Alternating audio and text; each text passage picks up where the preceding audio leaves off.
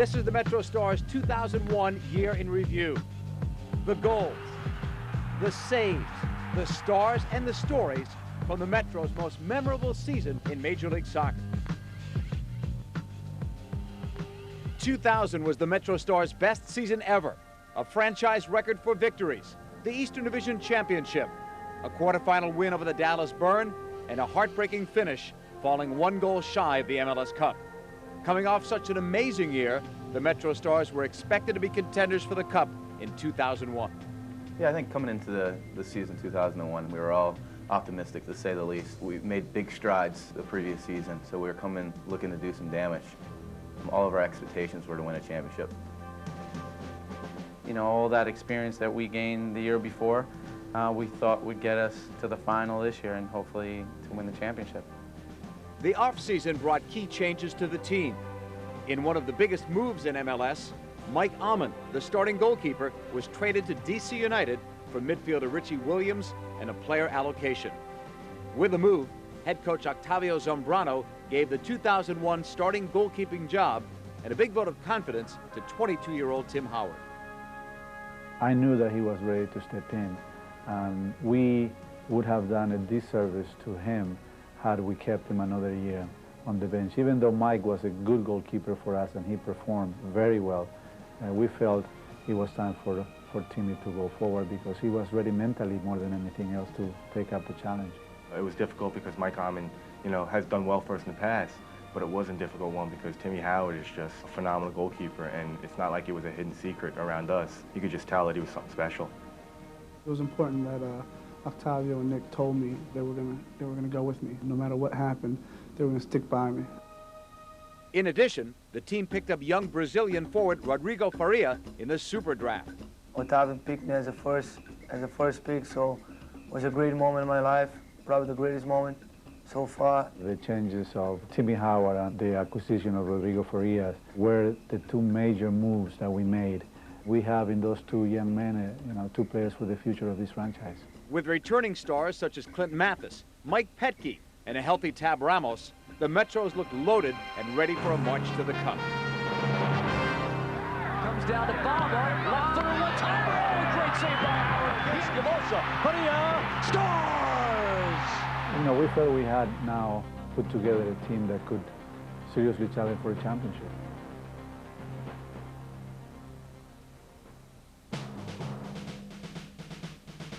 With 7 of their first 8 games played at Giant Stadium, the Metrostars knew they needed to get off to a fast start, and that's exactly what they did. The 2001 campaign opened at home versus the New England Revolution, with Clint Mathis scoring the Metrostars' first goal of the season. The first game, you never really know what to expect. You don't expect to be the best that your team's going to be in the season, but you know you want to get out the gates good. Headed up once, Mathis' bicycle kick was blocked. They won a handball. We were excited for the game, and then just to come out and have the fans feel the same excitement was awesome. For me, it was great. It was my first time starting, and the crowd was behind me, so it was something I definitely needed. Mathis and Valencia now. Adolfo Valencia scored the game winner in stoppage time to give the home team the win in front of over 30,000 fans. This early victory seemed to set the tone for the season. With the season barely underway, one player stood out above all others in MLS, Clint Mathis. He was the early season favorite for league MVP after some amazing performances. His hat trick led the team to a 4-1 victory over the defending champion Kansas City Wizards. He scored a brilliant goal on a 60-yard run in a 3-2 victory over the Dallas Burn. And he netted a goal and an assist in a big 2-0 win over his former club, the Los Angeles Galaxy. I think coming into this season, I think it just flowed for him, you know. I mean, that's just Clint, you know. He just goes out there and does his thing, and great things happen. Mathis was the star the Metrostars were looking for. He's a very happy-go-lucky guy, and that translates to his play on the field. To be honest with you, I don't think I could imagine the pressure he had on him. He was hailed as the next greatest player in American soccer. Everything was going their way as the Metrostars could not be denied victory. They scored 3 goals in the final 11 minutes in a come-from-behind 3-2 win over arch-rival DC United. The Metrostars have tied it up Out to Comas, down he goes, and it's Clinton, and the goal! That game was a huge game for our team and also for the fans to sit there and know that we're really never out of a game. What an improbable comeback for the Metrostars. 3 goals in 11 minutes. That was a rhythm room. You know, anyone to count us out, and that was big for us because that came early in the season. They even posted a 2-0 win over Bayern Munich, just days after the world's #1 ranked club defeated Valencia in the UEFA Champions League final. I think the message that we sent to our fans was that our players can stand on the same field as the best team in Europe. Bayern Munich is one of the big clubs in the world, and they brought, whether their subs played or their starters played, they're all good players. And I think we had a good show, and I think that only helps our league internationally and with our fans as well. The Metros completed their early season stretch with a 6-1-1 record and appear to be the early season favorites for a trip to the MLS Cup. Defense was playing well, midfield was doing well, getting the ball to the forwards. Clint scoring as usual.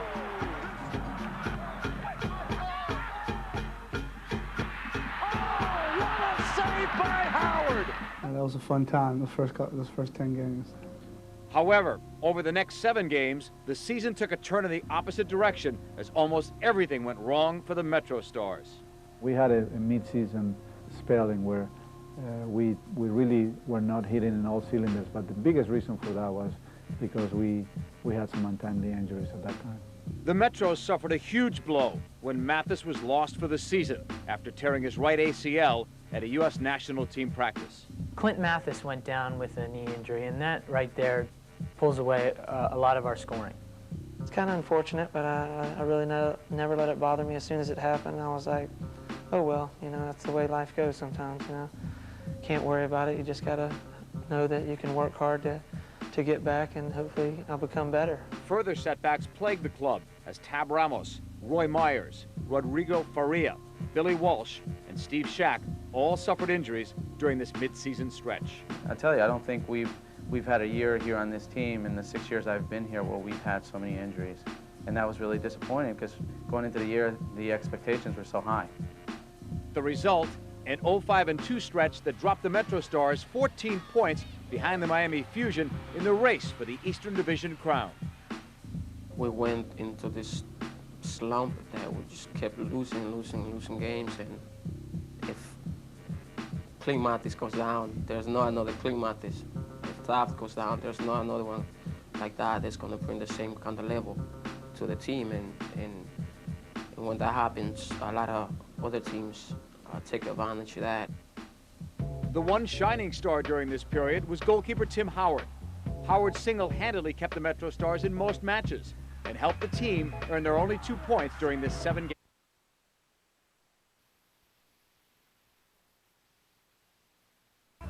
All the teams attack flat out with every player. Not to mention every team has a good duo up top of either international stars or you know, big-time American players. So it's tough every game. You know, you can't let up. You're gonna have 2 guys coming down your throat. On June 3rd, he made 8 saves versus New England in a 1-1 draw. He's one of the most athletic people I've seen. The stuff he can do and the saves he comes up with. I mean, he definitely kept us in a lot of games. On June 16th, he shut out San Jose for a scoreless draw in front of a big home crowd.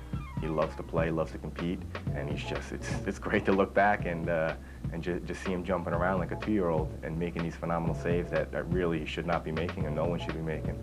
Timmy came up with some extraordinary saves that kept us in games, and that's what great goalkeepers do. As the midseason approached, some individuals were recognized for their outstanding play. Clint Mathis and Mike Petke were named as starters to the MLS East All-Star team, while Steve Jolly and Tim Howard were picked as reserves. The All-Star game was an exciting one, ending up in a 6-6 draw. Tim Howard was one of the biggest stars of the day, making 11 spectacular saves in the second half to help the East come from behind and tie it up. I got out there, and I think it was like the maybe first minute I was in the game. I had to make a diving save to my right, and from that point on it didn't stop. But I had a lot of fun playing with Steve and all those guys, Mike Petke, and so it was a heck of a weekend for me. Timmy's first-year player, for him to get the nod, it was a good stepping stone for Steve Jolly because he had a great year. and he deserved that 100%, and it was a good feeling for myself to be there. It showed the rest of the league that we had, three of our defenders and that we were solid. Even if we went through a little bit of a slump, we were solid in the back, and that was just our stage to prove that. I think Timmy Howard, having Clint out of the lineup, became the figure that I think sort of led the way for us, that became the most important player.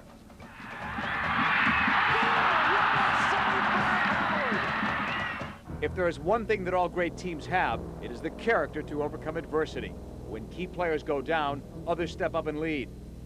The Metros got outstanding performances out of 2 players during their stretch run. Go Metrostars! Tim Howard continued his stellar goalkeeping, and Rodrigo Faria, though only a rookie, stepped in for Clint Mathis and ignited the team with his scoring touch. We just didn't get back on track until late in the season because we finally said, okay, we're going to put all our eggs in one basket with Rodrigo and we're going to ride him. It's difficult for any player to come in and take Mathis's shoes. It's not the type of pressure I'd want as a rookie. True ball for Faria against Gamosa. Faria scores! He did not feel the pressure at all. In fact, I think he relished on that pressure, and that's why he did so well. That was a moment to show my game that I belong to this league, to this team, and I can't miss the opportunity. Faria showed the way to victory by scoring a goal and an assist in a 2-1 win over DC United in RFK Stadium. He took advantage of the fact that we had some injuries, and he played well, and I tell you, I think he gave us more than we could ever expect also. He's very passionate, more so than a lot of young players, and that's great to see. Against New England, the young Brazilian also had a big game when netting 2 goals at home in a 3-1 win. He understood what the challenge was, that when the opportunity came, he had to do the best that he could. With newfound confidence, the Metrostars knew that a strong run in Florida was crucial if they wanted to make the playoffs.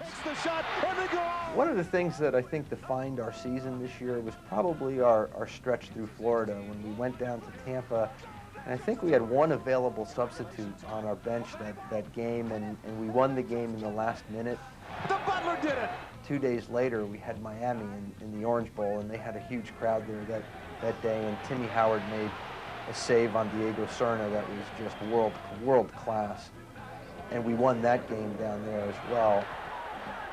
And I think that swing through Florida really underscores the character, determination, and attitude of this organization. The Metros showed they were contenders and continued their domination with 2 more wins over MLS points leader, the Miami Fusion.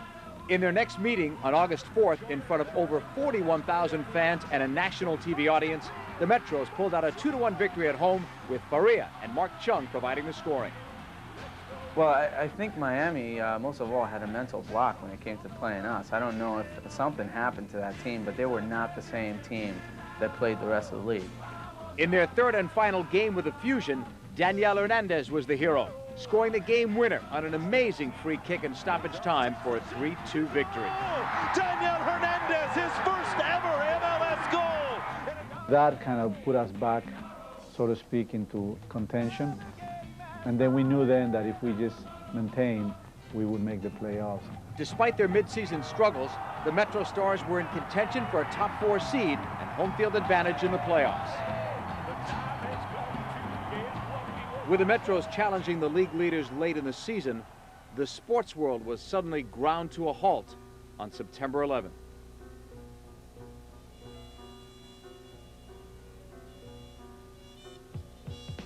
Our players were clearly impacted by it and touched by it. Especially being a local guy and having grown up right across from the Twin Towers and having played most of my youth games with the Twin Towers in the background. Obviously it was a great shock, and to me it was personal. We thought that putting together these unity games would be, not only the right thing to do, but also somewhat of a healing process for our own organizations. For that first week or 2, you felt helpless, not being able to do anything. But then being able to have the charity games and help take water down to ground zero as close as we could get, it felt like you were doing something, and to have the professional athlete tag behind it made it even more special. I don't consider myself a hero anymore. I might be someone that a kid looks up to because he wants to be a professional athlete, but my job is not life and death. These people, gave their lives, and they knew they were going to give their lives, and they're my heroes. I think we really saw who the true stars of this area are. Because of the tragedy, the final week of regular season Major League Soccer games were canceled. The Metrostars' final showdown with Miami and a season-ending trip to New England would not be played. After a solid 7-4-0 run to end the season, the team would finish the regular season in second place in the Eastern Division and earn a 6th seed in the MLS Cup playoffs.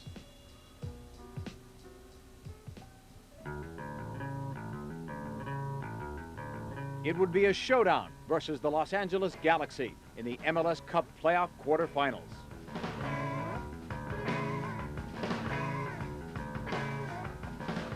Being a team from New York, we wanted to do our best and try to, win for the city of New York. Going into it, we thought this is a big-time matchup for us. There are a lot of us that were in that franchise at one time, so it represented something special.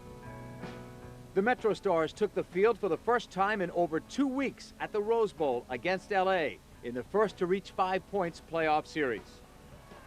Game 1 was a back-and-forth affair until the Metros went up 1-0 in the 29th minute on a left-footed shot by Faria, a score that would hold up until halftime. In the second half, the Galaxy pressed hard for the equalizer. They finally got it in the 63rd minute when defender Paul Caligiuri blasted home a close-range header. Then just 3 minutes later, the Metros found themselves a man down when Gilmar was sent off for a foul on Kobe Jones. The rest of the way, Tim Howard stepped up to preserve the draw as the Galaxy tried to take advantage of their man-up situation. After Caligiuri was red-carded with 7 minutes left in regulation, the playing field was even, and neither team was able to score again. The series was tied at 1 point each. Home advantage is so important to have because at home, nobody can beat the Metrostars. The Metrostars returned home to New York on September 26th for the first game played in Giant Stadium since the World Trade Center attacks. After an emotional opening ceremony honoring the heroes for the New York Police Department and the New York Fire Department, the Metros took the field to try to tip the series balance in their favor. The Galaxy got on the board first when Sasha Victorine finished off a chance in just the 4th minute to put LA up 1-0, a score that held up through the half.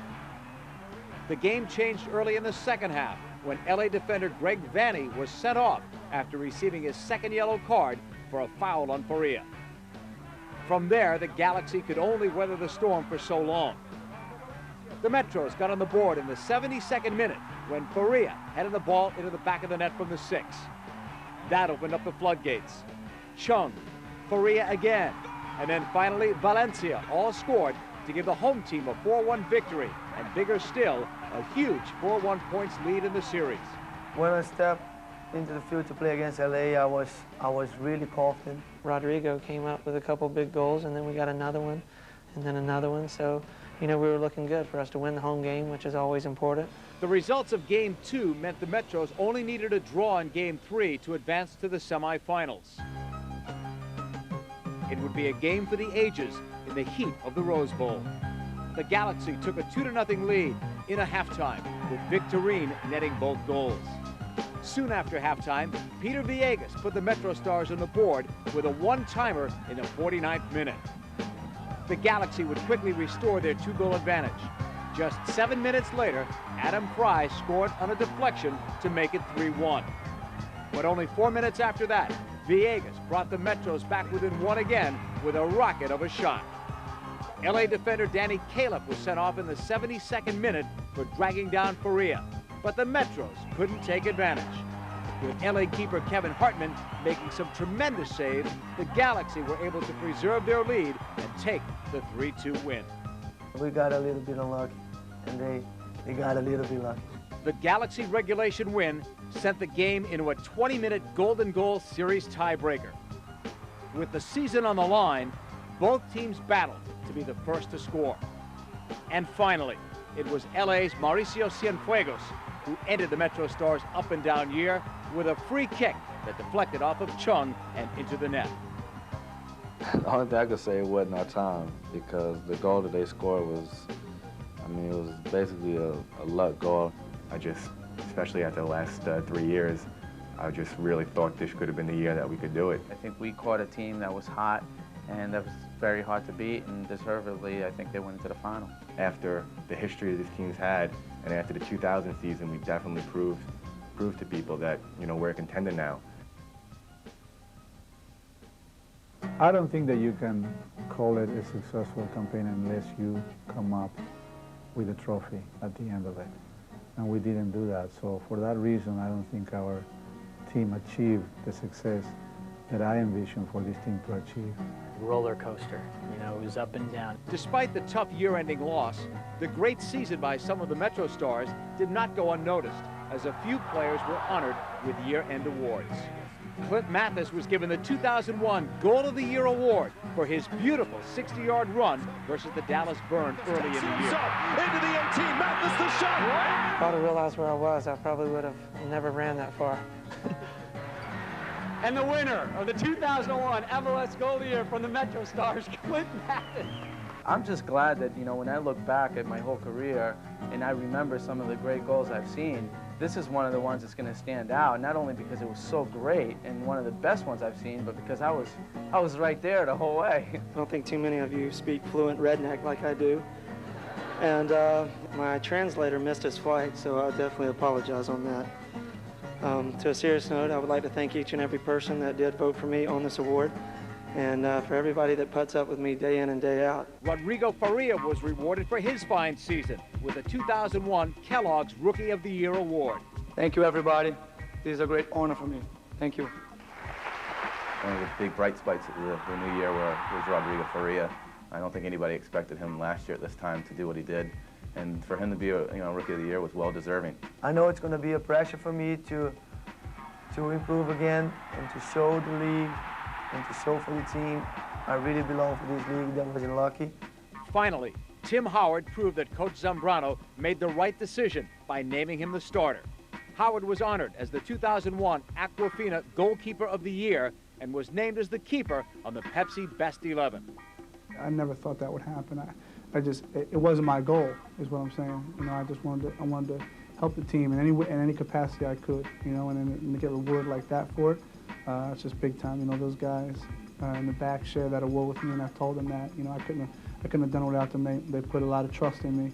My defenders, without them, you know, I could never win this award. You know, they saved my butt plenty of times. To know that we have a goalkeeper we can trust, and to know that things are going to be okay in the back, I think that made a big difference for us. And looking into next year, it makes us even a better team than we were going into this year. These two players established themselves as bona fide Major League Soccer players with an incredible future. The best years are ahead of both of them. Howard was also named the New York Life Humanitarian of the Year for his work with kids with Tourette's syndrome, a disease Tim himself has lived with his entire life. It wasn't about my skill. It was about, you know, me giving back to these kids and trying to make life a little bit easier for the kids, you know, and at the end of the day, that's really my job, you know, is to be a role model for the kids. And yeah, I work hard on the field, but if I can help them in their lives, that's so very important to me. So I was happy to get that award, definitely. With the results of the 2001 season, the Metrostars have established themselves as one of the top teams in Major League Soccer. With a healthy squad, the Metrostars plan to be the last team celebrating in 2002. We have a lot of great young talent in this organization with Tim Howard, Mike Pecky, Orlando Perez, Clint Mathis, you name it. These are all guys under the age of 26 who are going to be a force to reckon with in this league in the next couple of years. I think overall there's a lot of bright spots. There's a lot of people that came through. There's a lot of young players that had an opportunity to do well. We can gather a lot from last season and look into next year with a lot of hope. We want to get away from that having great talent stage. We want to, you know, have a great team itself, a championship team. We have a very good team, and a team for sure can win the MLS Cup next year. Right now, I'm challenging our players that this is going to be a championship year for us, 2002, and I won't take anything less than that. I can't be happier or more proud of this organization and our fans and our sponsors for being there with us in what I think is the best season that the Metrostars have had since the inaugural year. 2001 was the year that put the Metrostars on the map for good. They have proven themselves in international competition. They have players in the national team pool. But most importantly, they have established themselves as one of the best and most feared teams in Major League Soccer. No one wants to face the Metrostars in a big game, especially in front of a raucous Giant Stadium crowd. Zambrano and his troops have laid the groundwork and their plans for 2002 and MLS Cup Championship. We hope you've enjoyed this look back at the 2001 season. I'm John Paul Della Camera, inviting you to follow the Metrostars on their road to MLS Cup 2002.